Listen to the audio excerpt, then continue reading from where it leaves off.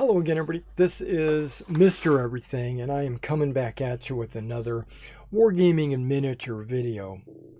In today's video, we're going to continue on with our What's in the Box series. And in today's What's in the Box, we're going to be looking at the M5 Stuart tank platoon for Flames of War. This is a 15 millimeter or 1/100 scale game. And these are the miniatures made by Battlefront for their game of Flames of War. This is going to come with 5 vehicles, and you can make them into either Stuarts or M8 Scotts. The Scott is the short 75 howitzer. It does come with a decal sheet and 7 unit cards. Wow. So this can be allocated into a variety of different units. A couple of them is the Stuart Tank Platoon or the Scott Assault Gun Platoon. I wonder what the other 5 cards are. I don't know. Just by looking at the box, it doesn't look like it's going to be that hard of a model to put together. But let's go ahead and open this up and take a look and see exactly what we get in the box. Alright, so we got everything out of the box. Let's just set the box off to the side.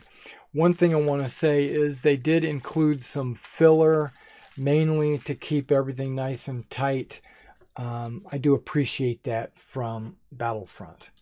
Alright, so with the cards, you get your decal sheet right there, keeping it all protected in this Ziploc bag.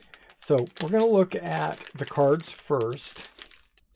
Now, if you've never been to any of these What's in the Box videos, what I like to do is kind of do a general overview to look to see what is actually in the box. But then what we do is we zoom in, we get a little bit closer so you can see the product in its glory. Now, my guess is you're going to get 5 exactly the same sprues, and then on these sprues you'll get 2 different turret types. It looks like there's a couple of different style front hulls as well. Yeah, okay. Yeah, the Stuart and the Scott have 2 different designs or styles for their front hull. It's negligible, almost indiscernible. It looks like, okay, I'm trying to find the pegs. Okay, I found 1 peg right here, 1 tire. Okay. Yep, they only include 1 peg for the turrets. So, okay, hold on.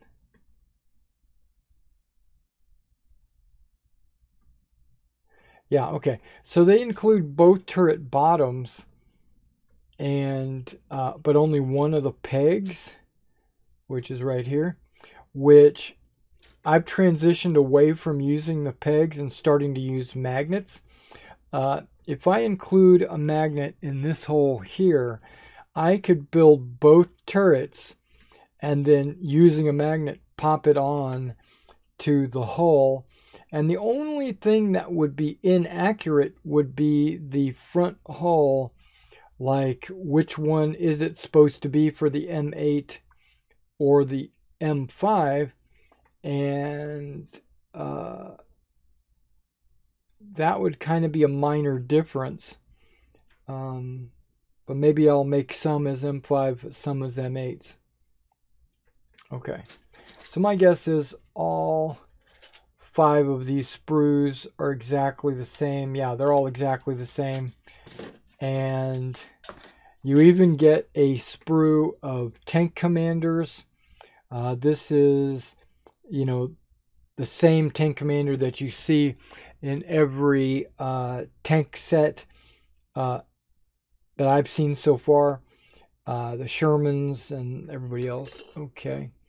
Let's take, and then you get the decal sheet, of course. And I should have known that one of the 7 is actually not a unit card, but it's a force card. It basically tells you where to start your army. Maybe you want it to be a Stuart tank company. Maybe you want it to be a veteran M4 Sherman. Maybe you want it to be a Ranger company. Whatever it is. And then from there, you can go in with your options. Okay, so here we go. M5 Stuart tank. Okay, there's multiple cards here stuck together.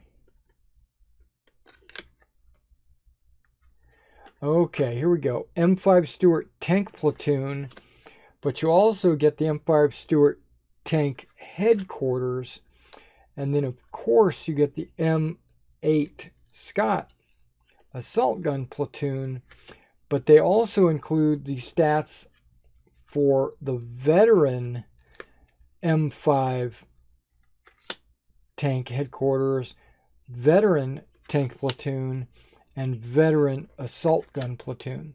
So you get the veteran cards, the regular cards, and then you get your force selection card with your movement orders. Now, we don't normally in these what's in the boxes go over rules, rule specifications and stuff like that, because there are so many different World War II rule sets out there. You might be playing Battle Group, you might be playing Command Decision, Spearhead, whatever you might be playing. We're just going to focus on what actually you get in the box. Okay, so because all these sprues are the same, we don't really need to go over all of them. We just need to go over one of them. Looks like we got some side skirts, extra additional armor side skirts that are optional. You can put those on or not put them on. You got the bottom hull, which this is something that Battlefront does with their Flames of War miniatures that I really, really, really like.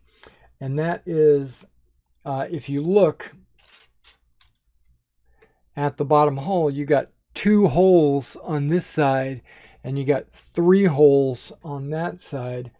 So when you go to your track pieces and you get ready to attach them to your hull, you'll see that this track has 2 notches and this track has 3 notches. So there's no way to put this on the wrong side, put it on backwards or whatever. It makes you put it on front facing, which is really good. I think that was a smart little concept because you'll never see it on the table or whatever. Okay, you get the 2 holes. You got the Scott and the Stuart. They'll attach to the front there. You've got 2 turrets, a much smaller turret for the 37 millimeter gun with its bottom. And then you've got this howitzer. It's an open top turret, so you need to be able to see down into the turret. And you'll see the gun chamber, the breech and everything on the inside of the turret when you look down inside. I think that's pretty cool. Looks like a machine gun. Looks like additional armor that applies to the side of your turret. And when you do that, it comes with a pre-attached machine gun. And on the other side, you've got armor, or let me back up. You could do side armor, like a track with the machine gun instead, or you can, there's the other side's additional tracks. You got some track links here that look like they could be placed on your hull. Yeah, there's your breech for the 75. There's your 37, goes on the front of that. You got the back hull has like a couple of doors for getting to the engine compartment. And then remember, these machine guns were 30 cals, but you do have a 50 cal machine gun here that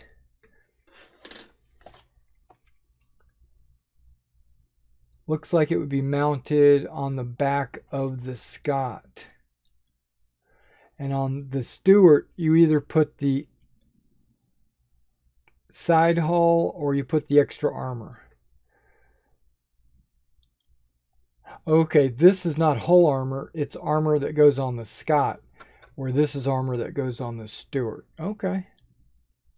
And then the Scott has a 50 cal on the back, the Stuart does not. The Stuart does come with a hull machine gun, and the Scott does not.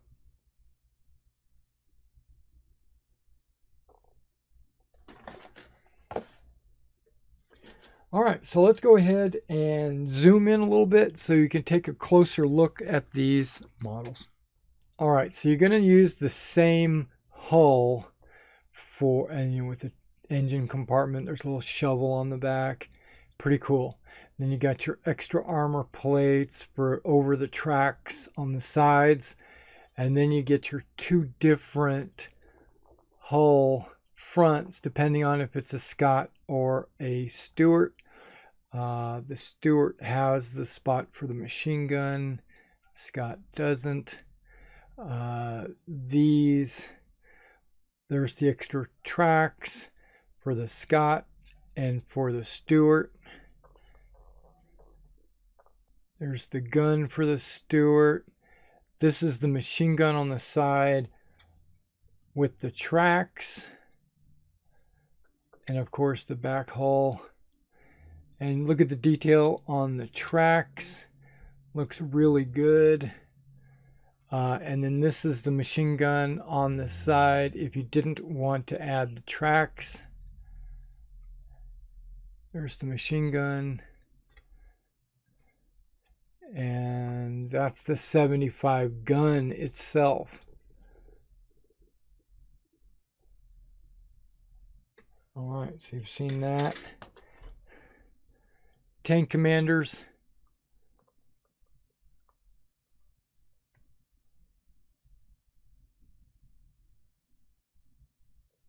Low. And then these guys would be deep. These are the ones I'd probably use on the Scott because the opening is so deep. And then the decals. Now, just glancing at these decals, this is a little critique of mine. You can see, okay, first of all, there's a sheet of plastic, which is a good thing that protects your decals. You just take that off and chuck it. But when you're actually soaking your decal, look at those stars, like that star there. You can see the circle that goes around the star. When you apply that decal onto your model, that circle becomes visible. You would be able to see it. So I recommend either cutting as close as you can to your star without cutting the star itself when you cut it out. And I also would recommend using something like a microsol decal solution for setting your decals to help melt that decal into your paint job. But also finally, I would recommend hitting the entire model with a dull coat. So there's a lot of things you can do to help prevent seeing those decals. And that's because the Flames of War decals I've noticed are extremely thick. All right, well, thanks for coming out and checking out my what's in the box for the M5 Stuart tank platoon, which is also an M8 assault gun platoon. It's both. So if you like these videos, be sure to like and subscribe to my channel if you want to see more videos like this. And be sure to hit the notification icon so that you can be notified whenever I upload videos like this. All right, I'll see you in the next video.